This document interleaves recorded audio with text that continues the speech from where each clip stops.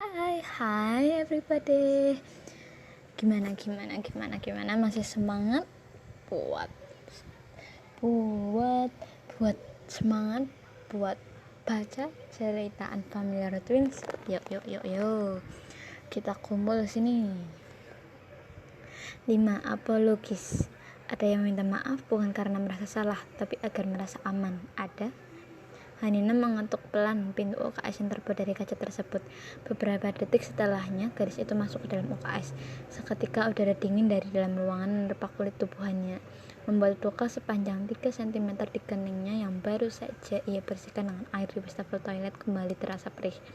Baru saja Hanina hendak menutup kembali pintu tersebut, ada tangan yang menahannya. Orang itu langsung menarik pintunya dan ikut masuk ke dalamnya. Hanina pun menoleh dan mendapati Jaden tengah berdiri di sampingnya dengan cengiran.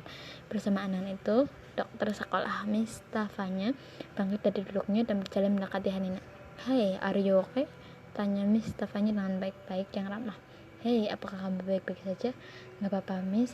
Hanina sehat walafiat. Cuman luka sedikit doang," cerotos Jaden. "Luka di mana? Mana Miss lihat?"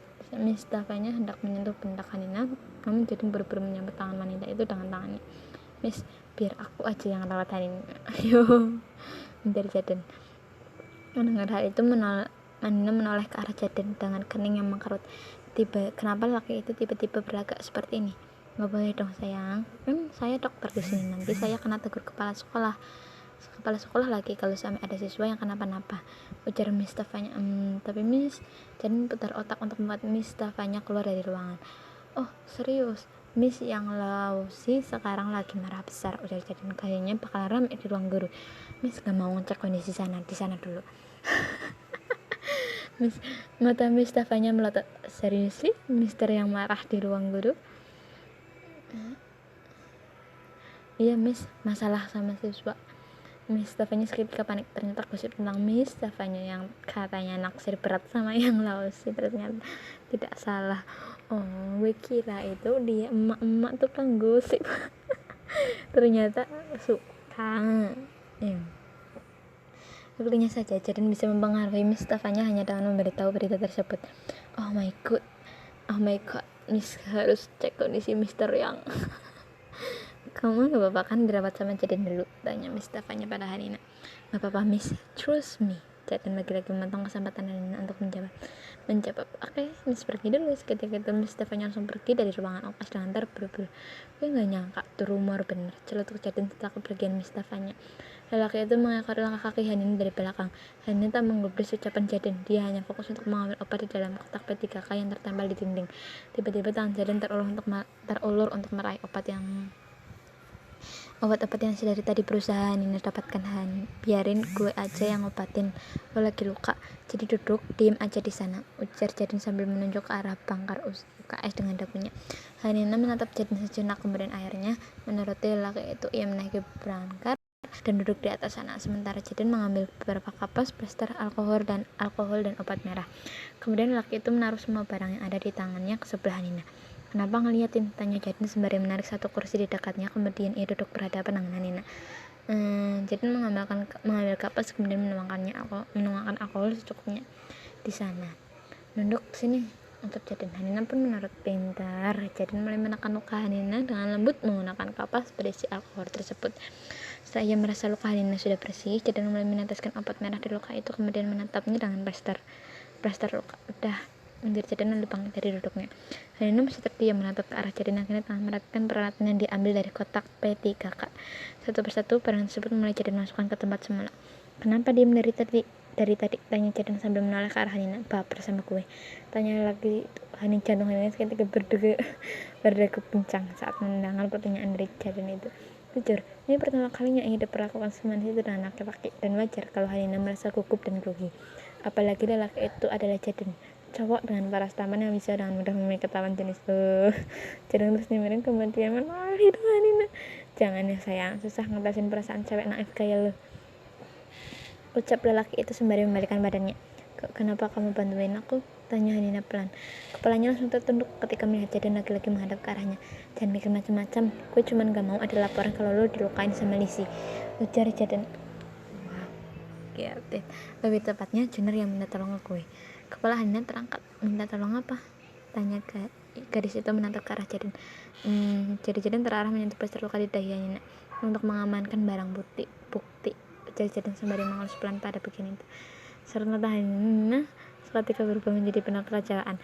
Lali baru saja mengira bahwa Jadin datang kemari karena khawatir akan keadaannya. Ternyata dugaan salah. Jadin hanya ingin mengamankan posisi temannya. Jangan bilang lo ngarep gue peduli sama lo, tanya Jadin. Nina membuang pandangannya. Seketika Jadin menutup mulutnya dan bertanya, seriusan lo ngira gitu? Jadin kemudian menghela nafasnya pendek. Sorot matanya yang tadinya lembut seketika berubah menjadi tajam. Perlahan Jadin menakapkan tubuhnya ke arah Nina, memegang sisi kanan dan kiri bangkar yang sedang duduk di Nina. Seketika membuat gadis itu berada di punggungan. Wake up, no one cares about you, so stop dreaming about that, bisik Jadin. Bangun, gak ada yang peduli sama lo, jadi stop mimpiin hal itu. Guys, gimana? Aduh, tamparan nih guys, tamparan buat siapa aja yang suka ngarep bahwa ternyata kita itu diperduliin sama orang yang kita sayang. Tamparan keras. Melihat tubuh Nina yang mematung, membuat Jadin tersenyum miring, kemudian berjalan pergi meninggalkan gadis itu. Yes, no one cares about you, Nina, batinnya. Ada sebuah ruangan khusus yang hanya berisakan satu buat meja panjang yang dikelilingi oleh beberapa kursi di tiap sisinya. Ruangan tersebut dibuat untuk memberikan efek jerah bagi para siswa-siswi yang melanggar aturan sekolah, karena mereka harus berada di dalam ruangan tersebut dalam 1 jam penuh. Di sana mereka disuruh untuk menuliskan surat pengakuan kesalahan dan permintaan maaf.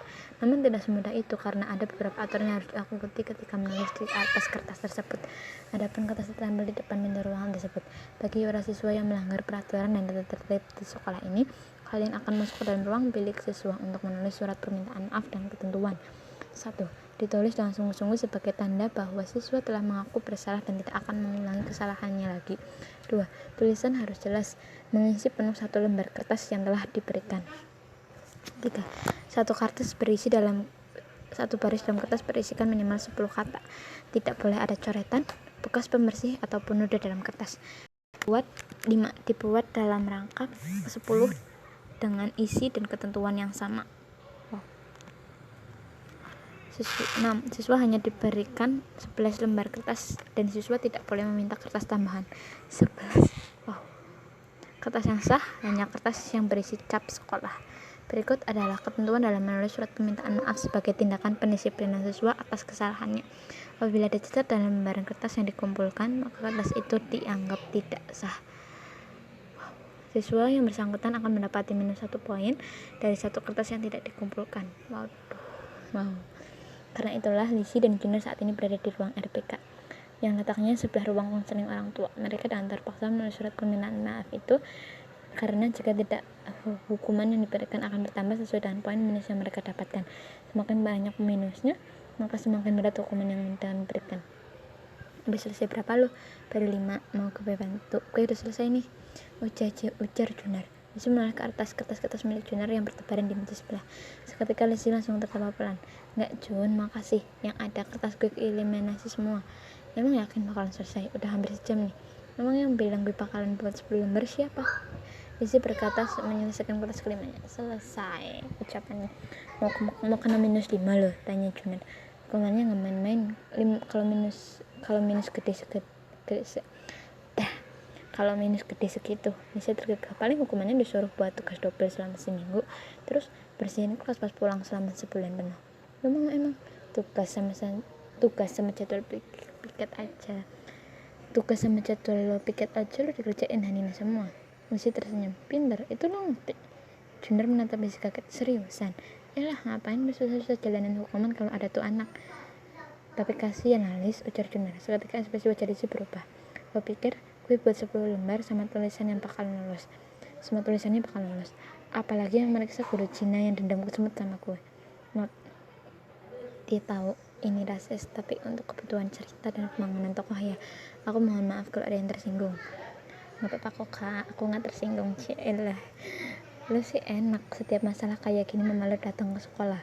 Pastilah lembaran lo lolos semua. Lah gue, orang tua gue aja gak peduli gue hidup apa enggak. Gadis itu pangit dan mendorong cukup keras kursi yang dia duduki tadi dengan kedua kakinya. Lizzie kemudian membawa lembaran kertas miliknya lalu berjalan menuju pintu keluar. Junar segera beranjak dari duduknya dengan menahan pergelangan tangan Lisi. Sorry Lis, ucap Junar. Lisi tak membalas permintaan maaf dari Junar. Gadis itu menepis tangan Junar pelan, kemudian membuka pintunya yang ada di hadapannya. Junar pun akhirnya ikut keluar dari ruangan tersebut. Lelaki itu kemudian menahan kedua bahu Lisi. Junar membalikkan tubuh gadis itu agar menghadap ke arahnya. Lisi, gue tahu gue salah, jadi maafin gue ya, pinta Junar lembut sambil menatap mata Lisi. Gadis itu membuang mukanya, kemudian menepis salah satu tangan Junar yang bertengger di bahunya. Apaan sih lo?